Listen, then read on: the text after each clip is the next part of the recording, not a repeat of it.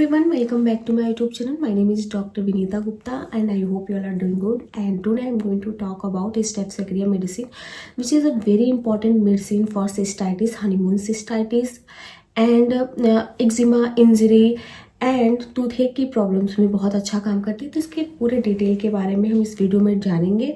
तो वीडियो को कहीं से स्किप मत करें क्योंकि ये वीडियो आपके लिए बहुत इन्फॉर्मेटिव साबित हो सकती है। तो कैसे डोजेज लेनी है, इसके होम्योपैथी के क्या क्या सिम्टम्स हैं स्टेफिलोकोकस के, सारी से इस वीडियो में हम बात करेंगे। पूरे डिटेल में एक्सप्लेन करेंगे।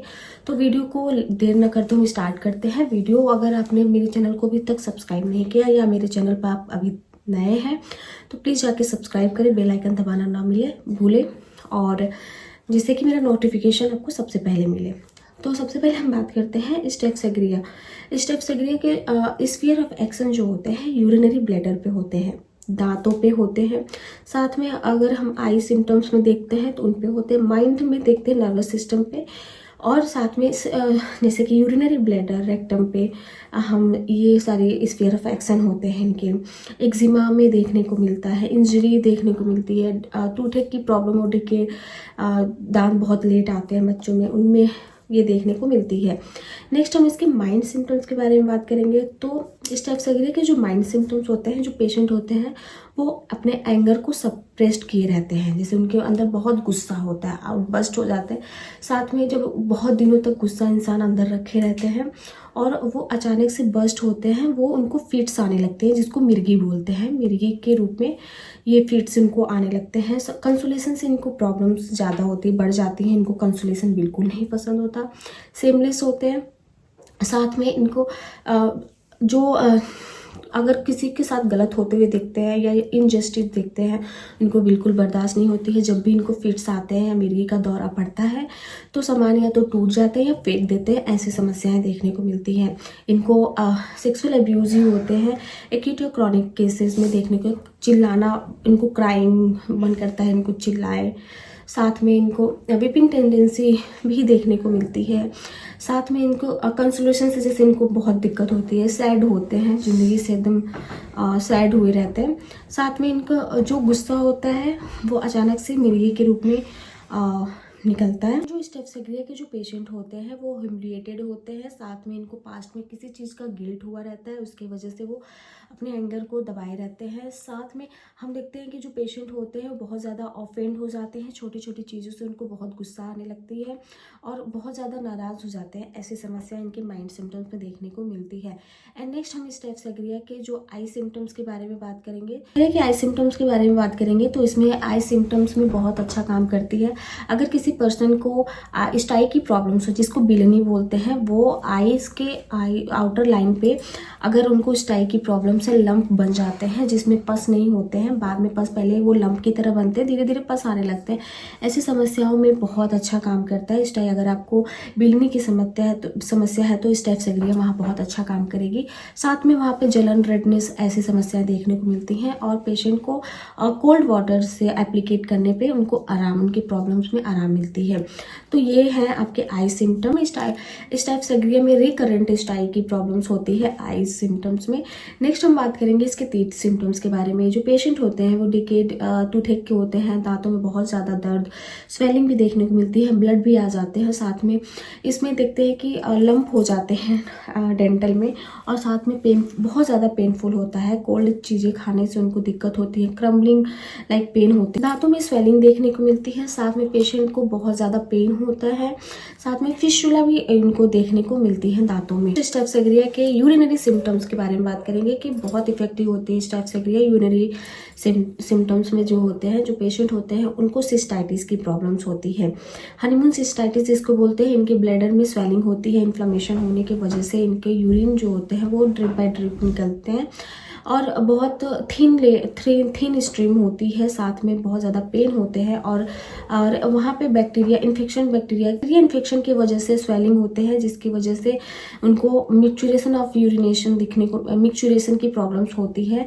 एंड बाद में रिटेंशन ऑफ यूरिनेशन की प्रॉब्लम्स होती है, अर्ज ऑफ यूरिनेशन लगा, बार बार उनको यूरिन पास करने जाना पड़ता है और साथ में ऐसे लगता है कि उनका ब्लैडर पूरी तरह से खाली नहीं हुआ है, ऐसी समस्याएं देखने को मिलती है। स्वेलिंग की वजह से, इन्फ्लेमेशन इन्फेक्शन की वजह से वहाँ पे बर्निंग इन यूरेथ्रा रहता है, जलन होती है।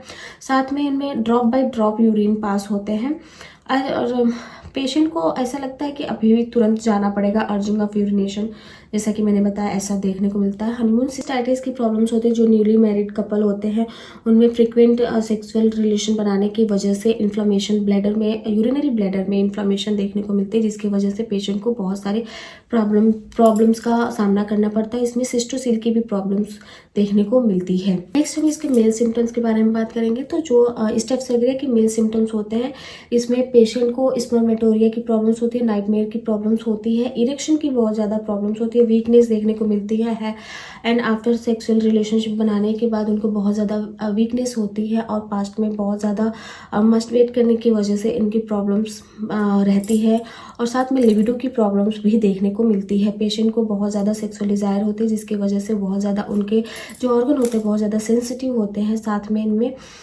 लॉस ऑफ इरेक्शन भी देखने को मिलती है, सेक्सुअल वीकनेस भी देखने को मिलती है। जो पेशेंट होते हैं बहुत ज़्यादा बैक में इनको वीकनेस फील होता है। साथ में इनमें प्रोस्टेट होते हैं, इन्लार्जमेंट की समस्या होती है, इन्फ्लेमेशन की समस्या होती है। साथ में इनमें देखते हैं कि जो पेशेंट होते हैं कि उनको बर्निंग इन यूरेथ्रा प्रॉब्लम्स होती हैं जब भी ये यूरिन पास करने जाते हैं। ऐसी समस्याओं का सामना करना पड़ता है मेल्स प्रॉब्लम। नेक्स्ट हम इसके फीमेल सिम्टम्स के बारे में बात करेंगे। तो फीमेल सिम्टम्स में बहुत सारे प्रॉब्लम्स होती हैं। जो पेशेंट होती हैं, जो महिलाएं होती हैं, उनमें सेक्सुअल डिज़ायर की इच्छा बहुत ज़्यादा होती है। साथ में हम देखते हैं कि पेशेंट अगले के फीमेल सिम्टम्स के बारे में बात करेंगे। तो इसमें देखते हैं कि जो फीमेल होती है पेनफुल इंटरकोर्स होता है, साथ में इनमें सेक्सुअल डिज़ायर की इच्छा बहुत ज़्यादा होती है। पेशेंट जो न्यूली मैरिड कपल होती है उनमें है बहुत ज़्यादा सेक्सुअल रिलेशन बनाने की वजह से उनमें उनके जो प्राइवेट पार्ट होते हैं बहुत ज़्यादा सेंसिटिव हो जाते हैं।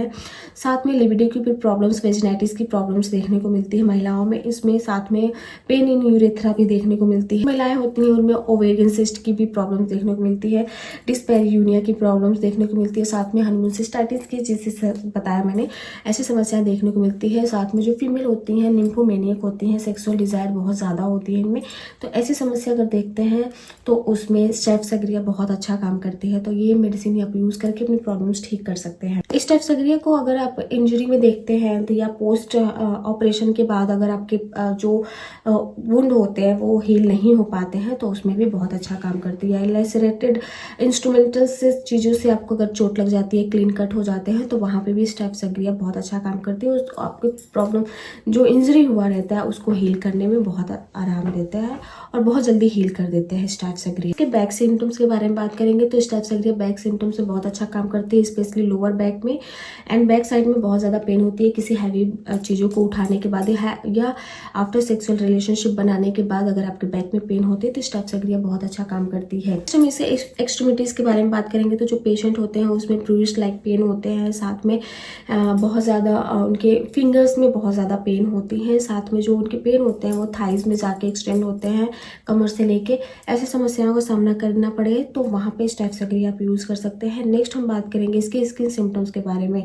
इसमें स्टेप्सोरिया में हर्पीज के मामले में बहुत अच्छा काम करती है। अगर एक्जिमा की प्रॉब्लम्स होती है तो वहाँ पे भी बहुत अच्छा काम करते देखते हैं कि वॉर्ड्स लाइक ग्रोथ हुआ है, वॉर्ड्स अगर बहुत बड़े में है, कॉलीफ्लावर लाइक ग्रोथ हुआ है तो वहाँ पे भी बहुत अच्छा काम करती है। साथ में पस्चुलर अगर होते हैं उसमें से पानी निकलते हैं एक्जिमा में से तो बहुत अच्छा काम करती है। साथ में अगर हम देखते हैं कि ईयर एक प्रॉब्लम्स है, ईयर का बहना, वहाँ पे फुंसी वगैरह हो गया है, वहाँ पे भी स्टेप्सोरिया बहुत अच्छा काम करती है। कि स्किन प्रॉब्लम्स में बर्निंग सेंसेशन या रेडनेस देखने को मिल रही है, अल्सरेटेड टाइप का स्किन हुआ है तो वहाँ के लिए स्टेप्सोरिया बहुत अच्छा काम करती है। आप ये स्टेप्सोरिया आप यूज़ करके 200 पोटेंसी में आप अपनी प्रॉब्लम्स को ठीक कर सकते हैं। नेक्स्ट हम बात करेंगे स्टेप्सोरिया के मोडेलिटी सिम्टम्स के बारे में। तो इसके मोडेलिटी सिम्टम्स ये होते हैं जो एग्रीवेशन होने लगते हैं, वो अपने एंगर को दबाते हैं या सेक्सुअल डिज़ायर एक्सेसिव होने की वजह से इनकी प्रॉब्लम बढ़ जाती है।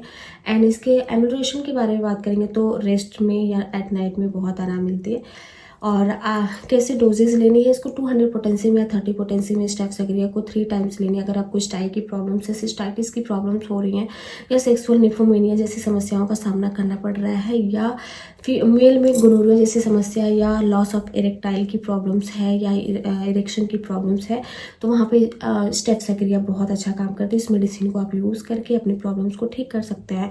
तो डोजेज में आप 200 पोटेंसी या 30 पोटेंसी में आप 3 टाइम्स ले सकते हैं। अगर डाइल्यूशन में ले रहे हैं तो आपको 5 ड्रॉप्स लेनी है, अगर आप गोली में ले रहे हैं तो 2 गोली सुबह दोपहर शाम 3 टाइम आपको यूज़ करनी है।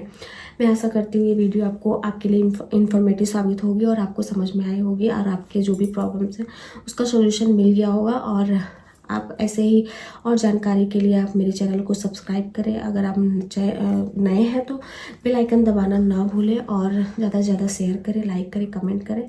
और तब तक के लिए